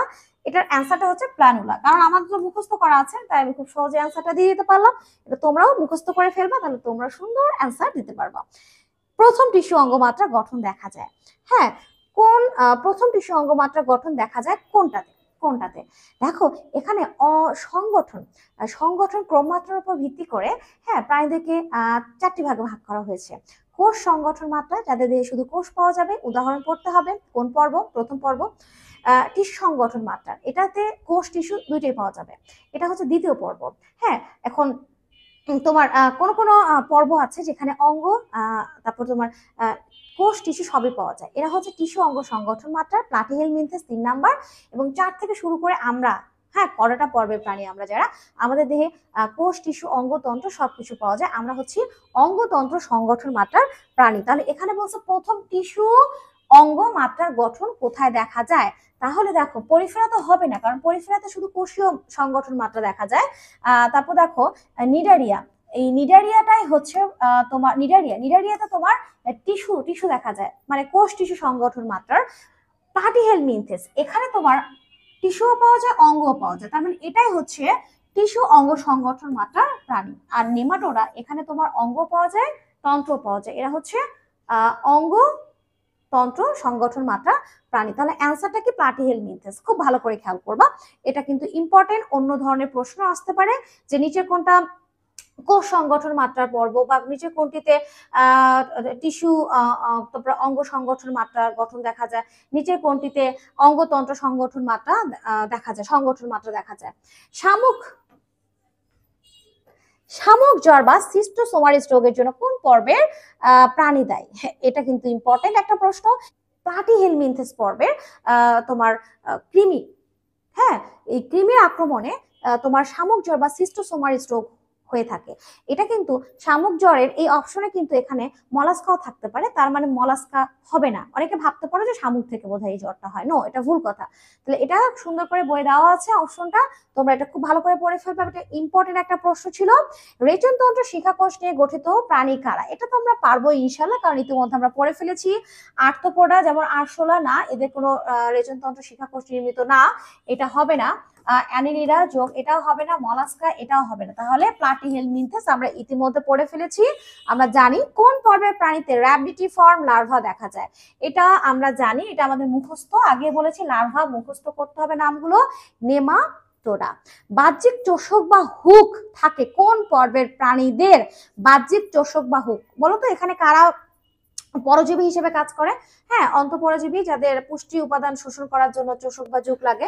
মলাস্কা এটা হবে না, আর্থ্রোপোডা হবে না, অ্যাকানোডার্মাটা হবে না, তাহলে অ্যান্সার হবে কি প্লাটিহেলমিনথেস। প্লাটিহেলমিনথেস কোন প্রাণীদের ছিদ্রাল প্রাণী বলা হয়, আমরা একটু আগে বললাম যে পরিফেরা পর্বে প্রাণীদের দেহে অসংখ্য ছোট ছোট অস্টিয়া নামক ছিদ্র আছে, তাই তাদের ছিদ্রাল প্রাণী বলা হয়। তাহলে অ্যান্সার আমরা কি বলবো, পরিফেরা। অ্যান্সার আমরা কি বলছি, পরিফেরা। কোনটিতে বাহ্যিক ও অভ্যন্তরীণ উভয় ধরনের খণ্ডায়ন দেখা যায়, এইটা হচ্ছে তোমাদের জন্য একটা গুরুত্বপূর্ণ প্রশ্ন, এটার কোনো অপশন নাই। অ্যান্সারটা কি পারবা, অ্যান্সারটা যদি পারো তাহলে বুঝতে হবে তোমার প্রিপারেশনটা ভালো, কারণ ইতিমধ্যে তোমার এই অংশ থেকে তছনছ করে পড়ে ফেলার কথা, এবং এই অংশটা খুবই ভালো আয়ত্তে আসার কথা। বাহ্যিক এবং অভ্যন্তরীণ উভয় ধরনের খণ্ডায়ন দেখা যায় কেঁচোতে। কেঁচোতে এটা সুন্দর করে খণ্ডায়নে অপশনটা দেওয়া ছিল, আমার বিশ্বাস তোমরা পেরেছো। নেমাটোসিস পাওয়া যায় কোন পর্বের প্রাণীদের দেহে, আবার জিগায়, এটা তো খুবই সহজ, এটা হচ্ছে নিডারিয়া। নিডারিয়ানদের দেহে আমরা কি দেখতে পাই, নেমাটোসিস দেখতে পাই। কোন পর্বের প্রাণীর দেহে অন্তঃকোষীয় এবং বহিঃকোষীয় উভয় প্রকার পরিপাকই ঘটে থাকে, আমরা এটা জানি, আমরা হচ্ছে এটা বলবো নিডারিয়া পর্বের প্রাণীদের ক্ষেত্রে, কারণ নিডারিয়া পর্বের প্রাণীদের এই যে ফাঁকা সিলিন্ড্রন, এখানে তোমার বহিঃকোষীয় পরিপাক হয়, আর এই যে গ্যাস্ট্রোটার্মিসের কোষের মধ্যে গিয়ে অন্তঃকোষীয় পরিপাক হয়, এদের উভয় পরিপাকটাই হয়ে থাকে, অন্তঃকোষীয় প্লাস বহিঃকোষীয়। গুরুত্বপূর্ণ একটা এমসিকিউ, আমরা চলে আসছি। মালপিজিয়া নালিকা কোন পর্বের প্রাণীদের পাওয়া যায়, অবভিয়াসলি এটা হচ্ছে আর্থ্রোপোডা পর্বের প্রাণীদের ক্ষেত্রে এই মালপিজিয়া নালিকাটা দেখতে পাওয়া যায়। এটা তোমরা যারা ঘাস ফড়িং পড়েছো তারা তো ভীষণ ভালো মনে রেখেছো। কোন পর্বের প্রাণীরা নলের ভেতর নল এই ধরনের গঠন দেখা যায়?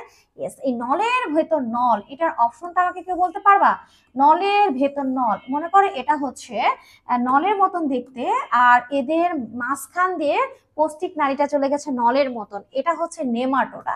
এই নেমাটোডা পর্বের প্রাণীদের দেহের ভেতর নলের মতন নল গঠন দেখতে পাওয়া যায়, কারণ মলাস্কার মধ্যে যারা আছে তারা নলের মতন না, অ্যাকানোডার্মাতে যারা থাকে তারা নলের মতন না, কর্ডাটাতে যারা থাকে তারাও নলের মতন না, একমাত্র নেমাটোডা পর্বে বিভিন্ন কৃমি তারা হচ্ছে নলের মতন, এবং ওদের ভেতরে হ্যাঁ যে পৌষ্টিক নালীটা আছে সেটাও দেখতে নলের মতন, তাই বলা হয় নলের ভেতর নল। যে প্রাণীতে নালীপথ থাকে এটা হচ্ছে তারা মাছ, আমরা এটা জানি নালীপথ পাওয়া যায় তারা মাছে, এটা ভীষণ ইম্পর্টেন্ট। ট্যাগমাটায় বিভক্ত কোন প্রাণীর দেহ? ট্যাগমাটায় বিভক্ত, যেমন আমরা যদি ট্যাগমাটায় বিভক্ত কল্পনা করি তাহলে দেখা যাচ্ছে এইটা হচ্ছে একটা আরশোলা যদি কল্পনা করি, হ্যাঁ তাহলে এই যে এটা হচ্ছে একটা আরশোলার কথা যদি আমরা কল্পনা করি, তাহলে আমরা আরশোলার দেহটাকে এই যে এটা মস্তক, এটা 3 বক্ষ এবং এটা হচ্ছে উদর, এই যেটা হচ্ছে উদর, মস্তক বক্ষ উদর, এই যে এটা একটা অংশ, এটা আরেকটা অংশ, এটা আরেকটা অংশ, হ্যাঁ এখানে কয়েকটা খণ্ড নিয়ে একটা অঞ্চল গঠিত হয়েছে, এটাকে আমরা ট্যাগমাটা বলি। ট্যাগমাটায় বিভক্ত হচ্ছে শুধুমাত্র আর্থ্রোপোডা পর্বের প্রাণী। গোদ রোগ সৃষ্টির জন্য দায়ী কোনটি? এটা তো আমরা সবাই জানি, এটা একদম আমাদের মুখস্থ হয়ে গেছে তাই না? গোদ রোগ, এই গোদ রোগ কিন্তু একটা পৃথিবীতে বড় অক্ষমতার প্রতীক। গোদ রোগের দ্বারা তুমি যদি অ্যাফেক্টেড হও তাহলে কিন্তু তোমার বিভিন্ন অংশ একেবারে অকেজ হয়ে যেতে পারে, কারণ গোদ রোগটা এমন যে এটা সংক্রমণে তোমার শরীরের বিশেষ কিছু জায়গা এতটা বেশি ফুলে যায়, হ্যাঁ ভারী হয়ে যায়, যে ওই জায়গাগুলো নড়ানোই সম্ভব হয় না, সেটাকে বলা হয় দীর্ঘতম অক্ষমতার প্রতীক। হ্যাঁ, তাহলে গোদ রোগ সৃষ্টি করে উশেরিয়া ব্যানক্রফটি, ঠিক আছে? তাহলে এটা আশা করছি তোমরা খুব ভালো করে পড়বা। এখন আমাদের যে প্রশ্নটা এসেছে এটা ভীষণ একটা গুরুত্বপূর্ণ প্রশ্ন। প্রশ্নটা কি বলতো? প্রশ্নটা হচ্ছে মলাস্কার খোলস তৈরি হয় কোনটির ক্ষরণ থেকে? ম্যান্টল, র্যাডুলা, কাইটিন, হিবোসিল। অ্যাকচুয়ালি এটার অ্যান্সার কোনটা? এটার অ্যান্সার কোনটা? মলাস্কার খোলস তৈরি হয় কোনটির ক্ষরণ থেকে? কোনটি থেকে এমন কি খরিত হয় যার ফলে খোলসটা তৈরি হয়? কি অ্যান্সার? ম্যান্টল। ম্যান্টল, এই ম্যান্টল থেকে তোমার এক ধরনের রস বের হয়, ক্যালসিয়াম কার্বনেট থাকে যার মধ্যে, এবং এটা শক্ত হয়ে খোলস তৈরি করে এবং তাদেরকে প্রোটেকশন দেয়। এটার অ্যান্সারটা আশা করছি পেয়েছো। রক্তে হিমোসায়ানিন অ্যামিবোসাইট কণিকা থাকে কোন পর্বে? অবভিয়াসলি মলাস্কা, এই জন্য তাদেরকে নীল রক্ত বিশিষ্ট প্রাণী বলা হয়ে থাকে। আমাদের 71 নাম্বার প্রশ্ন হচ্ছে অক্টোপাস কোন পর্বের প্রাণী? আমরা জানি অক্টোপাস, শামুক, ঝিনুক এগুলো হচ্ছে মলাস্কা পর্বের প্রাণী। এই নামগুলো আমরা ইতিমধ্যে মুখস্থ করে ফেলেছি পর্ব পড়তে পড়তে। প্রাণী জগতের দ্বিতীয় বৃহত্তম পর্ব কোনটি? অবশ্যই মলাস্কা। প্রথম বৃহত্তম পর্ব কোনটা? আর্থ্রোপোডা। দ্বিতীয় বৃহত্তম পর্ব মলাস্কা। তৃতীয় বৃহত্তম পর্ব হচ্ছে কর্ডাটা। আমাদের অঙ্গুরিমাল বলা হয় কোন পর্বের প্রাণীকে? অঙ্গুরিমাল মানে যাদের দেহ আংটির মতন ছোট ছোট খণ্ডে বিভক্ত। এটার অ্যান্সার আমরা জানি, এটা হচ্ছে অ্যানেলিডা। এটা আমাদের ভাবতেই হচ্ছে না, কারণ এটা আমরা মুখস্থ করে ফেলেছি অলরেডি। কেচোর বায়োলজিক্যাল নাম কোনটি? কেচোর, কেচোর, কেচোর। এখানে তোমার দুইটা প্রশ্ন খুবই জনপ্রিয়, সেটা হচ্ছে কেঁচো এবং চোখ। কেঁচো এবং চোখ, একটা দেখো এ অপশন দেওয়া আছে, একটা সি অপশন। হ্যাঁ, এখন কোনটা কোনটা কেঁচোর আর কোনটা জোকের? আমাদের জাতীয় পাখির বৈজ্ঞানিক নাম কি? এটা যদি তুমি না পারো তাহলে বাংলাদেশে বসবাস করার কোনো দরকার নেই। মানে বাংলাদেশের মানুষ আমরা জাতীয় পাখির বৈজ্ঞানিক নাম যদি না জানি আমাদের বাংলাদেশে কেন থাকবো? বাংলাদেশ থেকে চলে যাওয়া উচিত, অন্য দেশে চলে যাওয়া উচিত। তাহলে এখন আমাকে বলো যে তোমরা কে কে বাংলাদেশে থাকতে চাও? বাংলাদেশে থাকার একটা প্রশ্ন, এই প্রশ্নটা পারলে তুমি বাংলাদেশে থাকবা, আর এই প্রশ্নটার যদি উত্তর তুমি না পারো তাহলে তুমি বাংলাদেশ থেকে চলে যাবা। তাহলে এখন বলো তুমি কি বাংলাদেশে থাকছো নাকি বাংলাদেশে থাকছো না? তুমি কি পারছো? অ্যান্সারটা পারছো? যারা যারা অ্যান্সারটা পারবো তারা তারা আমাকে একটু জানাবা, তাহলে তোমরা বাংলাদেশে থাকার যোগ্যতা অর্জন করেছো, এটা আমি বুঝতে পারছি। তাহলে আমি এই অ্যান্সারটা দিয়ে দিই। আমাদের জাতীয় পাখির নাম হচ্ছে কি? আমাদের জাতীয় পাখির নাম হচ্ছে কক্সিকাস সলারিস। ইয়েস, এটা তো 9-10 থেকে পড়ে আসছো তাই না? এটা খুবই ইম্পর্টেন্ট এবং খুবই ইজি একটা প্রশ্ন, যা তোমার মেডিকেলে চান্স পেতে ভীষণ ভাবে হেল্প করবে। এরকম ইজি প্রশ্ন যদি আসে আর এই প্রশ্নগুলো যদি তুমি পাও পরীক্ষাতে, তাহলে তুমি তো অ্যান্সার 100% দিতে পারবে এবং তোমার চান্স ইনশাল্লাহ হয়ে যাবে। হ্যাঁ, আর্থ্রোপোডা পর্বের প্রাণীদের প্রধান বেচন অঙ্গ মালপিজিয়ার নালিকা, এটা আমরা ইতিমধ্যে বারবার করে পড়ে ফেলেছি। বারবার করে পড়ে ফেলেছি, এটা আমরা পারবো ইনশাআল্লাহ। তেলাপোকার রক্ত সংবহন তন্ত্রে কোনটি দেখা যায় না? তেলাপোকার হৃদযন্ত্র আছে, 7 প্রকোষ্ঠ বিশিষ্ট, আমরা জানি ধমনী আছে, হিমোসিল আছে। তেলাপোকার রক্তে কিন্তু কোনো শিরা নাই, তাহলে অ্যান্সার হচ্ছে শিরা। তাহলে অ্যান্সার হচ্ছে শিরা। কোন উপপর্বে প্রাণীদের সাগর ফোয়ারা নামে ডাকা হয়? আমরা কিন্তু ইতিমধ্যে পর্বগুলো শেষ করে ফেলছি, তোমরা কি খেয়াল করছো যে আমি সিকোয়েন্স মেইনটেইন করে সিরিয়ালে নিয়ে আসছি তোমাদের জন্য। MB30 এই কোর্সটা তুমি যদি করো, তাহলে তোমার আর বায়োলজি নিয়ে কোনো টেনশন করতে হবে না। নাম দিয়েছি MB30, মানে তোমার 30 প্রশ্নের দায়িত্ব হচ্ছে আমার। আমি 30 প্রশ্ন কিভাবে তুমি পাবা, পরীক্ষাতে অ্যান্সার করতে কিভাবে কমন পাবা, সেই গাইডলাইন নিয়েই আমি চলে আসছি, MB33 নিয়ে আসছি, ঠিক আছে। কোন উপপর্বে প্রাণীদের সাগর ফোয়ারা বলা? সি স্কোয়ার, সাগর ফোয়ারা। পানি ছেড়ে দেবো উপরের দিকে, সুন্দর করে নিচের দিকে পড়বে। এই যে পানি ছেড়ে দিল, ঝরঝর ঝরঝর ঝরঝর করে উপর থেকে নিচের দিকে পড়ছে, এটা হচ্ছে সাগর ফোয়ারা। বিশেষ সাইফোন থাকে, নলের মতন সাইফোন থাকে। অবভিয়াসলি কোন উপপর্বে প্রাণীদের সাগর ফোয়ারা নামে ডাকা হয়? অবভিয়াসলি অ্যান্সার হচ্ছে ইউরোকর্ডাটা। ইউরোকর্ডাটা, এটা আশা করছি তোমরা সবাই জানো। ভল্লাকার প্রাণী বলা হয় কোন উপপর্বে প্রাণীদের? ভল্লাকার, ভল্লাকার, ভল্লাকার, হ্যাঁ এই যে ভল্লাকার এরকম দেখতে হয়, এটা হচ্ছে অ্যান্সার সেফালোকর্ডাটা। এটার অ্যান্সারটা হচ্ছে সেফালোকর্ডাটা। এটা কিন্তু খুব ভালো করে পড়ে ফেলবা। ওরাল সিঁড়ি বা ওরাল হুড পাওয়া যায় কোন উপপর্বে প্রাণীদের? এই যে এটা হচ্ছে ওরাল হুড, এবং এই অংশগুলোকে বলা হচ্ছে ওরাল সিঁড়ি। তাহলে এটা হচ্ছে তোমার, এটার অ্যান্সারও হচ্ছে সেফালোকর্ডাটা। কি অ্যান্সার বলো তো? Cephalochordata, Cephalochordata. আমাদের 81 নাম্বার প্রশ্ন, কোন শ্রেণীর মাছগুলি হ্যাকফিশ নামে পরিচিত? এই মিক্সিনি শ্রেণীর মাছগুলিকে হ্যাকফিশ বলা হয়। ইলফিশ পৃথিবীতে সবচেয়ে কুৎসিত মাছ নামে এরা পরিচিত। হ্যাকফিশ, এদেরকে আমরা কুৎসিত মাছও বলে থাকি। কুৎসিত, সৃষ্টির সবকিছু সুন্দর, তারপরে কেন জানি এটা নাম কুৎসিত বলা হয়। যাই হোক, তাহলে কুৎসিত মাছ কোনটি, বা হ্যাকফিশ কোন শ্রেণীর মাছ? সেটা হচ্ছে মিক্সিনি। তোমরা কি খেয়াল করছো যে আমরা উপপর্ব শেষ করে ফেলেছি, আমরা কিন্তু এখন ক্লাসের মধ্যে চলে আসছি, মানে বিভিন্ন ক্লাস নিয়ে আমরা কথাবার্তা বলবো। এখন দেখি তোমরা ক্লাস থেকে কেমন পড়াশোনা করছো। কোন উপপর্বে প্রাণীরা মেরুদণ্ডী? এইটা যদি তুমি না পারো তাহলে বুঝতে হবে তোমার মেরুদণ্ড নাই। এইটা যদি তুমি না পারো তাহলে তোমার বুঝতে হবে মেরুদণ্ড নাই, তোমার মেরুদণ্ড নাই, এই জন্য তুমি এটার আনসার পারছো না। আর যদি পারো তাহলে বুঝতে হবে তোমার মেরুদণ্ড আছে, খুব সুন্দর একটা মেরুদণ্ড আছে তোমার। তাহলে কোন উপপর্বে প্রাণীরা মেরুদণ্ডী? অবশ্যই ভার্টিব্রাটা। ভার্টিব্রাটা উপপর্বে প্রাণীরা হচ্ছে মেরুদণ্ডী। আমরা হচ্ছে মেরুদণ্ডী প্রাণী। নন কর্ডাটা প্রাণীদের হৃৎপিণ্ড কোথায় থাকে? নন কর্ডাটা মানে যাদের কোনো কর্ডাটা নাই, তাদের হৃৎপিণ্ড আসলে কোথায় থাকবে? অঙ্কীয় দেশে, পৃষ্ঠদেশে, পার্শ্বদেশে, মধ্যরেখা বরাবর। মধ্যরেখা বরাবর অবভিয়াসলি হবে না, পার্শ্বদেশও হবে না, তাহলে অ্যান্সার হচ্ছে অঙ্কীয় না হলে পৃষ্ঠ।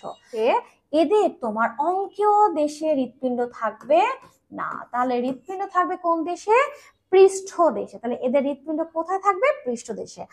এখন আমরা যে প্রশ্ন নিয়ে কথা বলবো ভীষণ সহজ একটা প্রশ্ন। নিম্নের কোনটি সরীসৃপ শ্রেণীর প্রাণী নয়? সরীসৃপ, গোখরা এটা সরীসৃপ, বুকে ভর দিয়ে হাঁটে, কচ্ছপ সরীসৃপ, টিকটিকি সরীসৃপ, সোনা ব্যাং, কুনো ব্যাং, হোলা ব্যাং, যত রকমের ব্যাং আছে সবই হচ্ছে তোমার কি মানে উভচর, এরা সরীসৃপ না। তাহলে এই তিনটা সরীসৃপ, ওইটা সরীসৃপ নয়, তাহলে অ্যান্সার হচ্ছে সোনা ব্যাং। কবুতর কোন শ্রেণীর প্রাণী? কবুতর কিন্তু সুন্দর করে পাখা আছে এবং আকাশে উড়ে বেড়ায়, তাহলে কবুতর হচ্ছে এভিস। এরা হচ্ছে এভিস পাখি। সমস্ত পাখি দেখে কবুতর বলো, তোমার হচ্ছে আমাদের দোয়েল পাখি বলো, ঘুঘু বলো, পেঁচা বলো, বক বলো, সবাইকে আমরা কোথায় রেখেছি? আমরা এভিসে রেখেছি। ফ্যান্টাস্টিক একটা প্রশ্ন পড়বে এবার।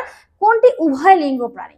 এক বাক্যে কেঁচোতে মেল ফিমেল দুইটা গ্যামেটই উৎপন্ন হয় এবং এদের স্বনিষেক হয়, ঠিক আছে। এটা হচ্ছে উভয় লিঙ্গ বা উভলিঙ্গ প্রাণী।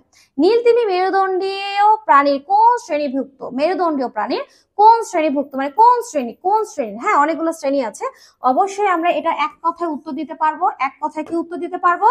ম্যামালিয়া।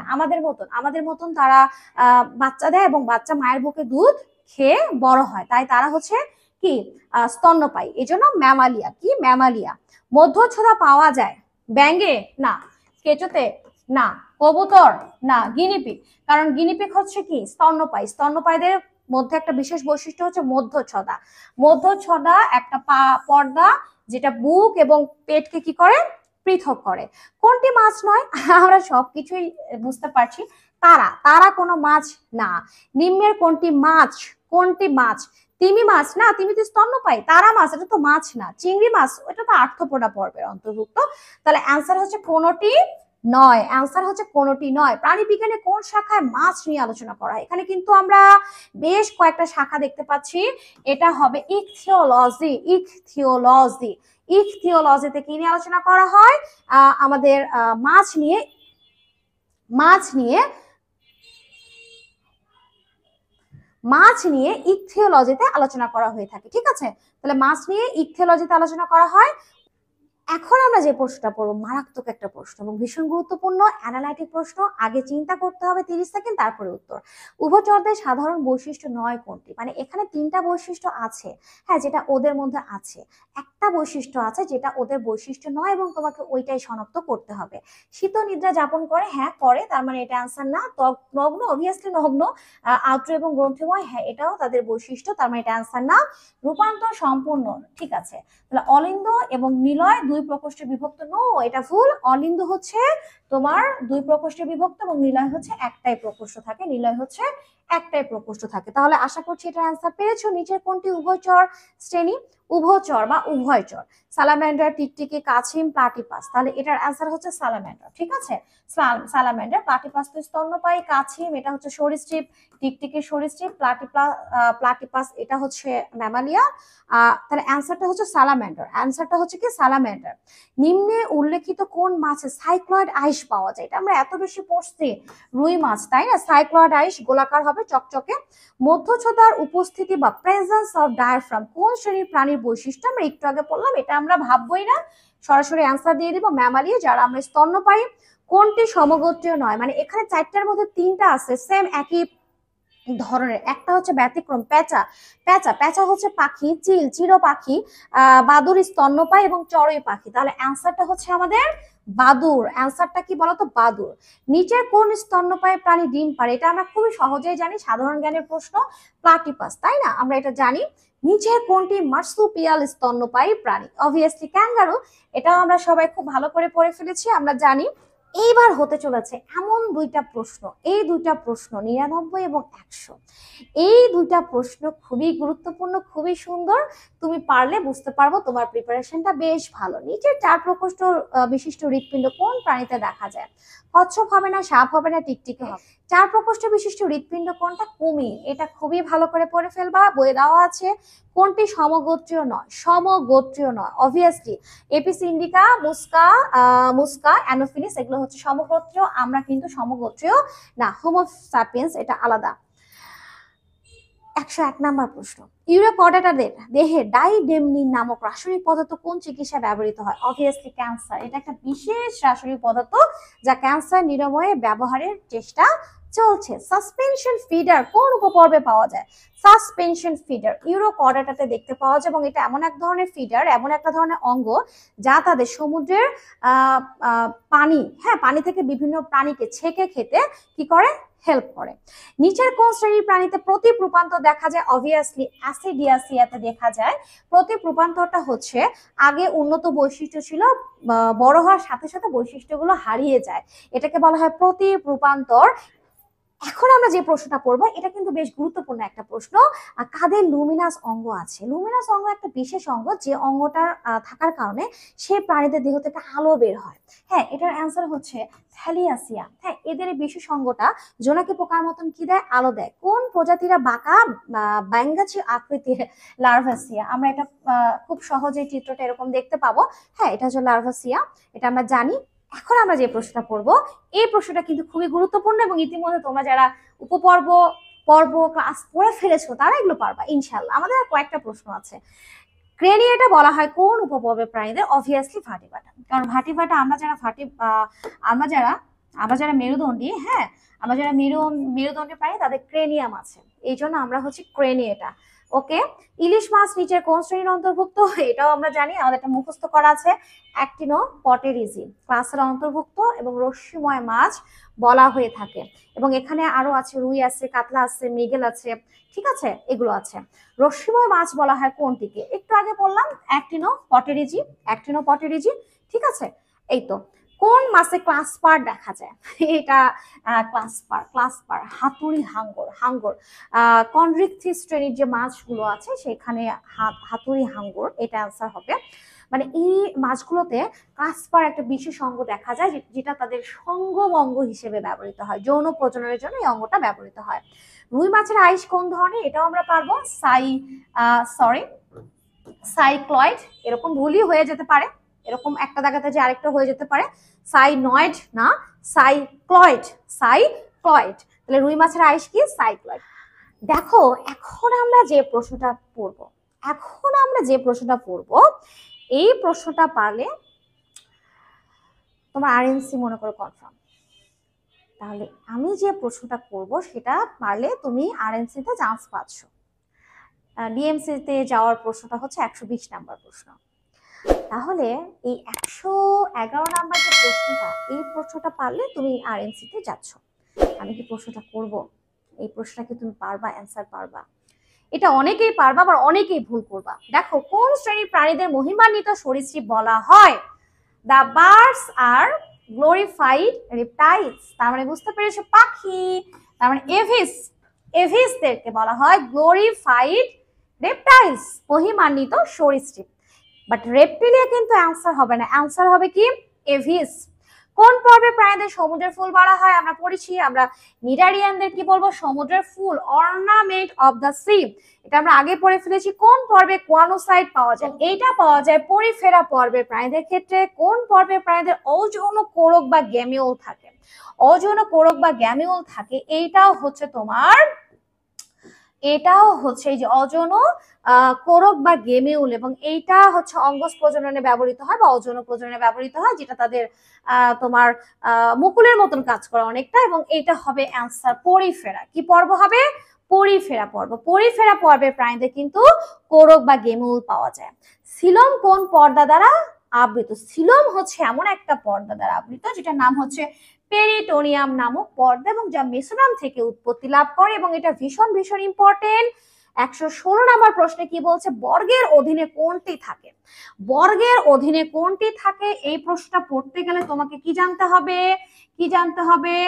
পর্ব, পর্বের পরে কি আছে? ক্লাস, বর্গ, বর্গের পরে কি আছে? গোত্র। তাহলে অ্যান্সার আমরা পেয়ে গেছি গোত্র। তাহলে বর্গের অধীনে থাকে কোনটি? গোত্র। তাহলে অ্যান্সার হচ্ছে গোত্র। আশা করছি বুঝেছো। 117 নাম্বার প্রশ্ন, ট্যাগমাটা দেখা যায় কোন পর্বের প্রাণীদের? ট্যাগমাটা পাওয়া যায় কোন পর্বের প্রাণীদের? মানে অঞ্চল পাওয়া যায় কোন পর্বের প্রাণীদের? এটা হবে আর্থ্রোপোডা। তুমি কিন্তু অ্যান্সার করতে পারছো, তার মানে তোমার কি ভালো ভালো প্রিপারেশনটা আমরা বুঝতে পারছি।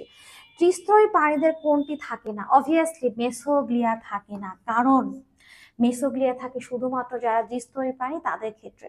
ত্রিস্তরী প্রাণীদের এই সিলোম, মেসোডাম, একটোডাম থাকে। সিলোম যদিও সবার থাকে না, বাট মেসোগ্লিয়া এটা থাকবে না, এটা মাথায় রাখবে, মেসোগ্লিয়া কখনোই থাকবে না। নিচের কোনটি টটোনিম এর উদাহরণ? টটোনিমটা হচ্ছে এমন একটা বিষয়, এমন একটা সায়েন্টিফিক নাম যেটার জেনাস এবং স্পিসিস, ফার্স্ট নাম এবং লাস্ট নাম দুইটাই কি হবে? সেম। কাতলা, নাজা, এগুলো হচ্ছে টটোনিম। এগুলো কি? টটোনিম। এবার আমরা চলে যাব লাস্টের প্রশ্ন 120, এবং তোমরা যারা 120তম প্রশ্ন পারবা, বোঝা যাবে যে তাদের চান্স হয়ে গেছে ইনশাআল্লাহ, তারা খুব ভালো জায়গায় চান্স পাবা। তাহলে আমাদের 120 নাম্বার প্রশ্নটা কি আছে? আমি কি যাব 120 নাম্বার প্রশ্নে? দেখো 120 নাম্বার প্রশ্ন হচ্ছে এপিডার্মাল আইস কোন প্রাণীদের ক্ষেত্রে পাওয়া যায়? 100% অ্যান্সার হচ্ছে সরীসৃপ। এদের ক্ষেত্রে আমরা এপিডার্মাল আইস দেখতে পাবো। তাহলে আমাদের 120টা প্রশ্নের মাধ্যমে আমাদের বায়োলজি, জুলজির প্রথম চ্যাপ্টারটা শেষ হলো, এবং এই ক্লাসটা তোমরা করতে থাকো। সামনের দিনে আমাদের দ্বিতীয় আরেকটা কোনো চ্যাপ্টার, আরেকটা কোনো অংশ নিয়ে আমাদের ক্লাসটা শুরু হবে ইনশাল্লাহ, এবং সেখানেও ঠিক এরকম ভাবে প্রশ্ন সেট করব যেখান থেকে ইনশাল্লাহ প্রশ্ন তোমার কমন আসবে। তাহলে আমি আবারও বলছি তোমার অ্যাডমিশনে চান্স পাওয়ার জন্য, মেডিকেল অ্যাডমিশনে মেডিকেলে চান্স পাওয়ার জন্য এই প্রশ্নগুলোর বিকল্প কিচ্ছু হতে পারে না। তুমি প্রশ্নগুলো সলভ করবা, তাহলেই তুমি কি হয়ে যাবা, সবগুলো প্রশ্নের উত্তর করতে পার। আজকে এই পর্যন্তই, ভালো থেকো, আল্লাহ হাফেজ।